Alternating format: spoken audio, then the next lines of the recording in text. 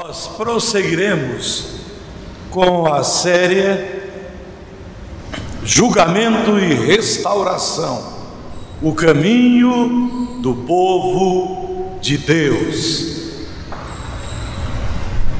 A mensagem desta noite tem como título: O pecado não compensa. Infelizmente, o pecado é uma realidade trágica no meio do povo de Deus.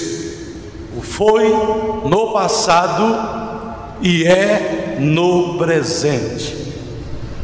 Pecar é errar o alvo, é transgredir as leis de Deus, é desobedecer à sua vontade, é não cumprir a sua palavra, é ser infiel a Deus. Há alguns tipos de pecado: pecado por pensamento,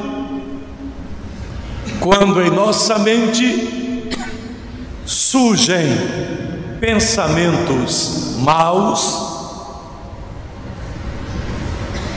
pecado por palavra, quando pronunciamos palavras torpes, conforme a Bíblia nos ensina. Há pecado por ação, atitudes contrárias à palavra de Deus. E há o pecado por omissão, quando deixamos de fazer algo que deveríamos fazer. Mas há o pecado oculto para outras pessoas, porque para Deus, em sua onisciência, não há pecado oculto. E há o pecado de estimação. Geralmente é o pecado preferido pelo povo de Deus. Isso aconteceu em Israel nação, e acontece ainda hoje com o Israel igreja, ou seja, o povo de Deus. Durante toda a sua trajetória na terra, esteve infelizmente envolvido com o pecado. O texto que lemos, Amós capítulo 4, fala de vários tipos de pecado cometidos por Israel. Mas, de acordo com a própria palavra do Senhor, nenhum pecado ficará impune. Deus vê todo pecado, e todo pecador será julgado um dia pelo Senhor. Amós entregou a palavra, os oráculos divinos, que justificavam o julgamento de Israel, revelando quão horrível ele seria e como Deus estava determinando executá-los. Ou seja, Deus falando de julgamento ao seu povo por causa do pecado contumaz. É aquele pecado contínuo. Então o Senhor fala através do profeta que nenhum pecado ficará sem punição. Nenhum pecador fugirá ao julgamento divino. O texto mostra o segundo processo da aliança. O povo de Deus quebrando a aliança. Então o Senhor traz ameaças se o povo não se arrependesse, confessasse os pecados e os abandonasse.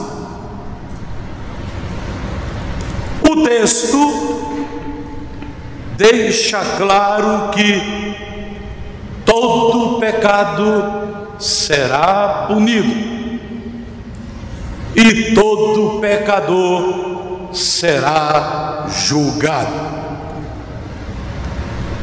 Paul Rodcraft disse o seguinte: o salário do pecado nunca foi reduzido.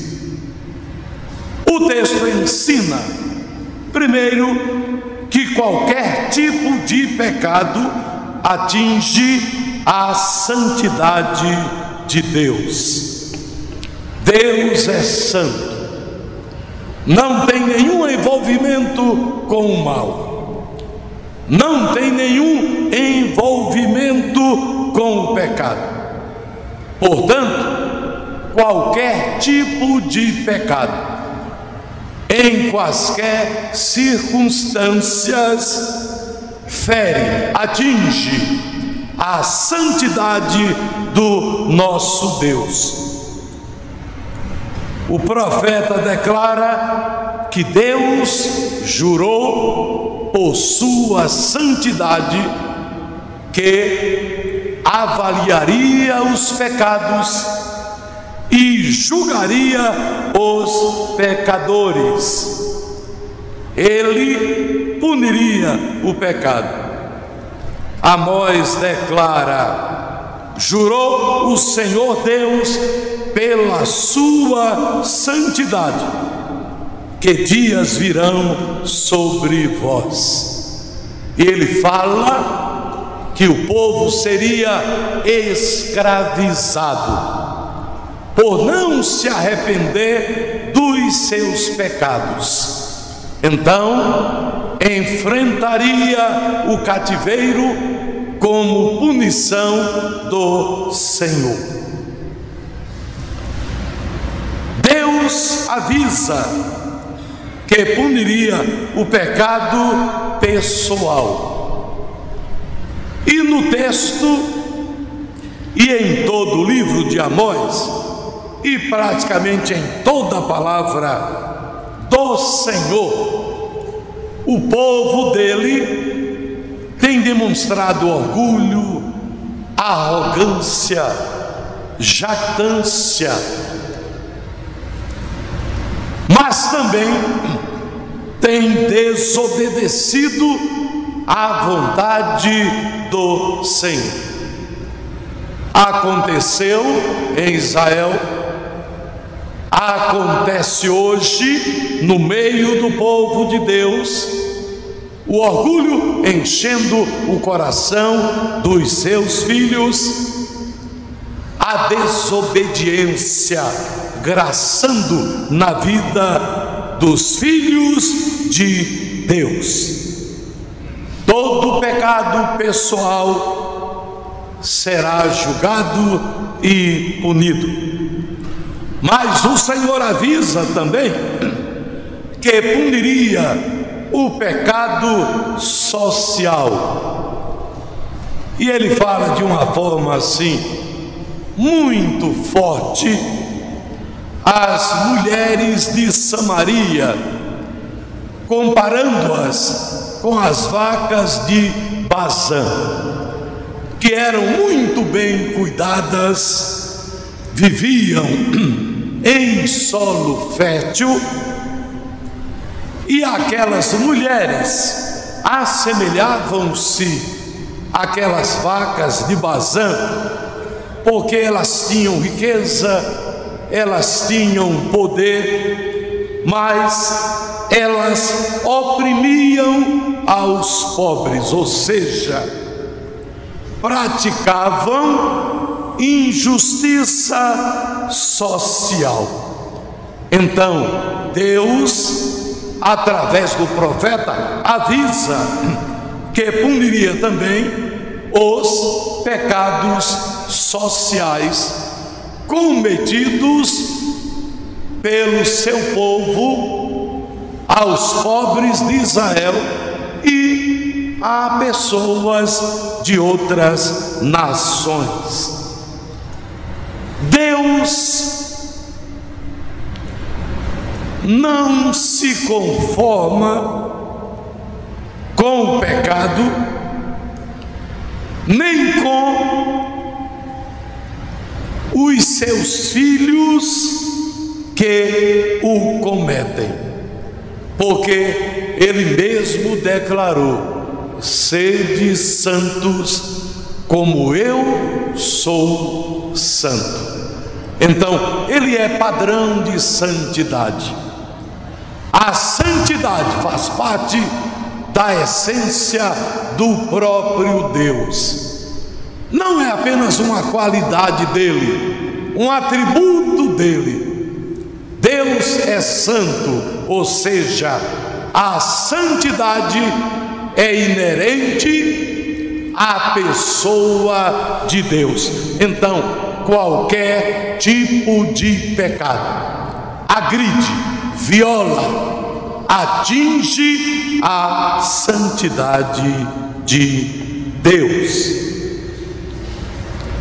Em segundo lugar, o texto ensina que o pecado religioso é agravante.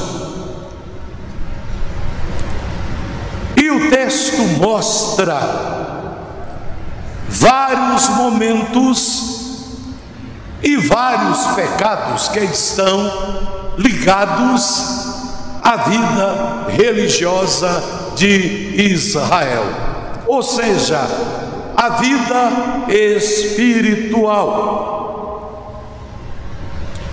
Por exemplo, a manifestação do sincretismo religioso no meio do povo de Deus, ou seja, elementos das religiões pagãs eram trazidos para o culto em Israel. Adoração a deuses pagãos. E isso se constituía numa tremenda afronta ao Deus único, ao Deus vivo e verdadeiro. A própria idolatria se manifestava em meio ao povo de Deus. E a palavra dele declara que somente ele deveria ser adorado. Só a ele adorarás.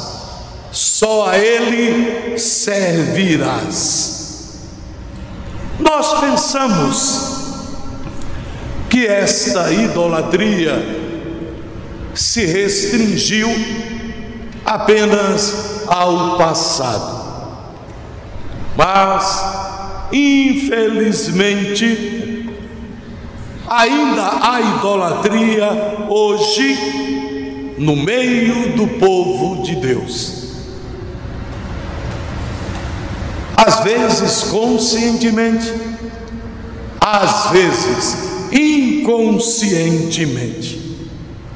E a idolatria se constitui em colocar alguma coisa acima de Deus ou no lugar de Deus. Seja o emprego, seja a família, seja o cônjuge, qualquer coisa que for colocada no lugar de Deus, espiritualmente se constitui idolatria. A riqueza, a posição social. Então, a idolatria ainda acontece no meio do povo de Deus em pleno século 21. Mas o Senhor ameaça julgamento, punição para Israel por causa da religiosidade superficial. Uma verdadeira religião sem Deus. Há um livro com um título, eu diria, complexo e estarrecedor: Cristianismo sem Cristo. Você já pensou nisso?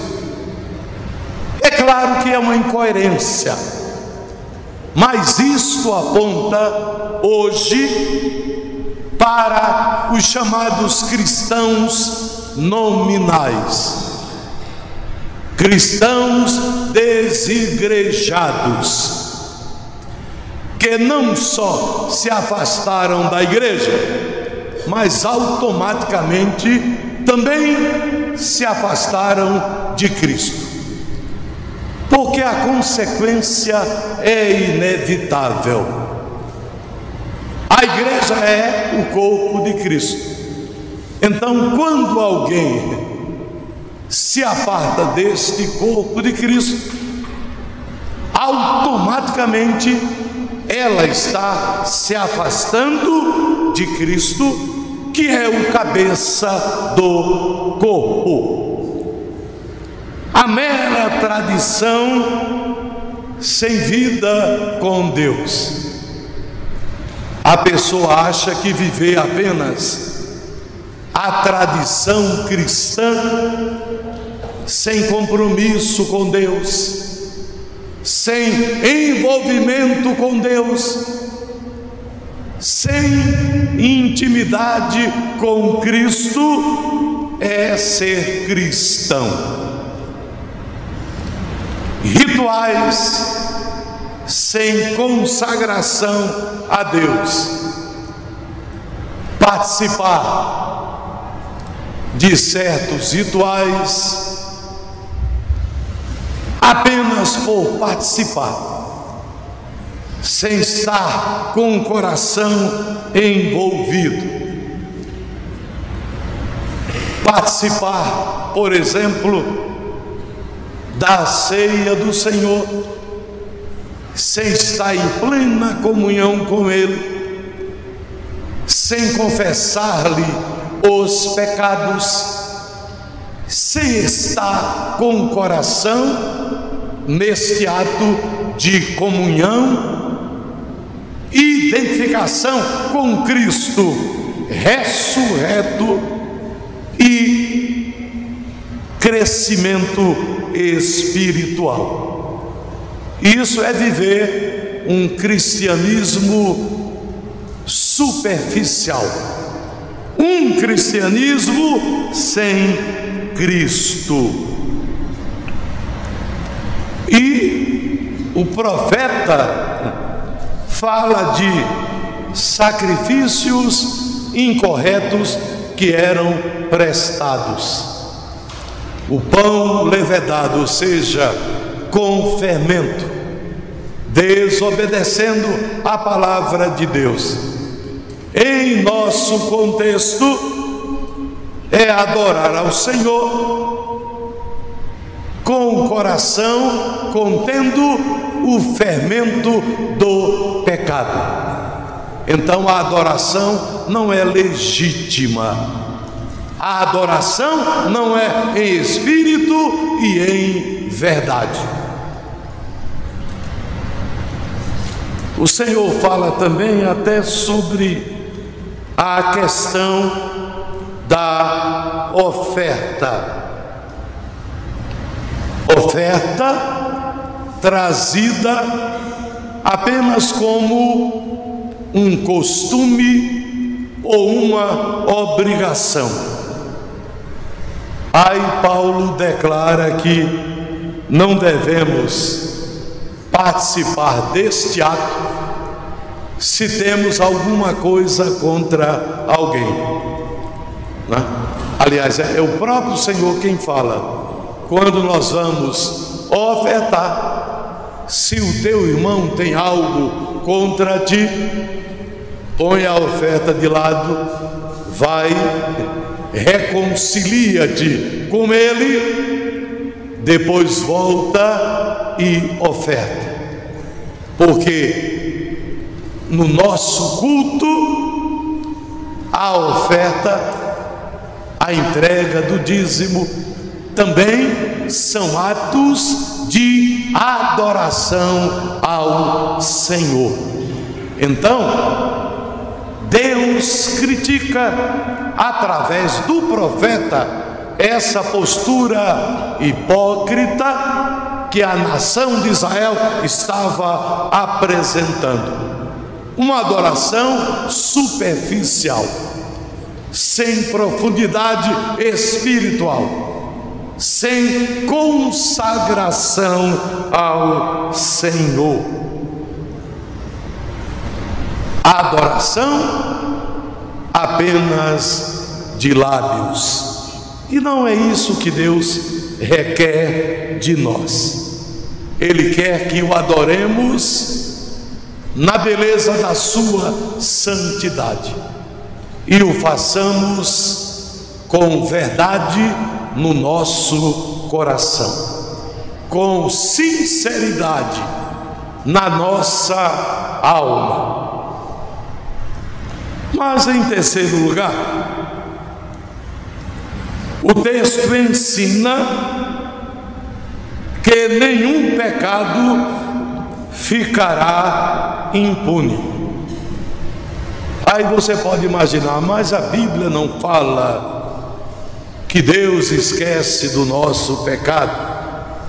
Sim, quando há arrependimento, confissão e abandono do pecado, então Deus, no ato de misericórdia, amor e graça, nos perdoa.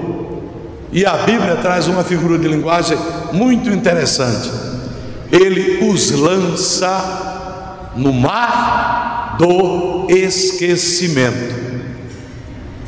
Estes são os pecados dos quais realmente nós nos arrependemos e pedimos perdão ao Senhor, porque nós somos pecadores remidos e perdoados. Mas infelizmente, se você não sabia, continuamos pecadores. Não há uma só pessoa, por mais santa que seja, que não continue pecadora. Então é necessário que nos arrependamos, confessemos os pecados ao Senhor e recebamos dele o perdão, para que estes pecados sejam perdoados, esquecidos, e nós não recebamos julgamento por causa dele. Mas, infelizmente, eu quero deixar claro que nenhum pecado ficará impune diante de Deus.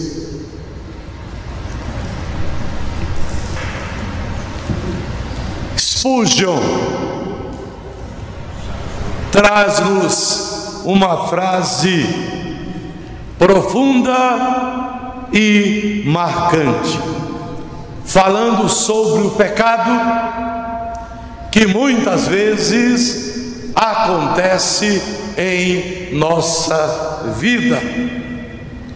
Ele diz que o pecado é soberano, até que a soberana graça de Deus o destrone. Já pensou que beleza? Só o Deus Santo pode perdoar pecados. E quando Ele o faz soberanamente, a sua graça anula esta pecaminosidade em nós e nos livra deste julgamento. Por isso, o apóstolo Paulo diz tão belamente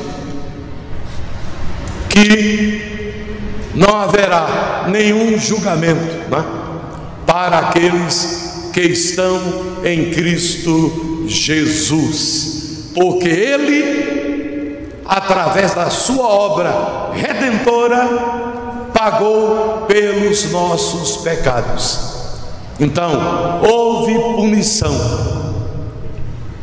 mas ela caiu sobre Cristo. Por isso que nenhum pecado ficará impune. Deus punirá todo pecado e julgará todo pecador. Eu quero dizer a você que entre todos nós estamos incluídos, infelizmente. Bem, Deus age com sua graça, com sua misericórdia. Pecado não confessado, não abandonado, atrai o juízo de Deus. Isto é irreversível. Em algum momento Deus manifestará o seu juízo contra o pecado, o seu julgamento contra os pecadores. Mas o pecado tem uma responsabilidade pessoal, porque nós temos grande habilidade em transferir a culpabilidade do pecado para outras pessoas ou circunstâncias. O diabo pode nos tentar, a carne pode nos tentar, o mundo pode nos tentar, mas somos nós mesmos quem pecamos. Então o pecado é de responsabilidade pessoal, sua, minha, nossa. O profeta Isaías, há aproximadamente 720 anos antes de Cristo, no capítulo 23 do seu livro, ele faz uma declaração acerca de Cristo, que foi punido pelos nossos pecados, mas ele foi traspassado pelas nossas transgressões e moído pelas nossas iniquidades. O castigo que nos traz a paz estava sobre ele, e pelas suas pisaduras fomos sarados. Então, sempre há punição para o pecado. Em relação aos eleitos de Deus, Cristo pagou o preço pelo nosso pecado. Ele se fez pecado por nós. Atente bem para a expressão. Ele não se fez pecador, porque em momento nenhum ele se tornou pecador. Paulo diz que ele se fez pecado por nós, ou seja, assumiu sobre si o pecado de todos os eleitos do passado, do presente, ou seja, na época em que ele foi crucificado, e daqueles eleitos que viriam. Então isso acontece até a volta do Senhor Jesus. Mas o pecado teve punição, só que Cristo a levou em nosso lugar. Eu concluo com mais uma frase de Charles Spurgeon. Jesus provou a amargura do pecado e da morte, para que eu provasse a doçura de sua vida e do seu amor.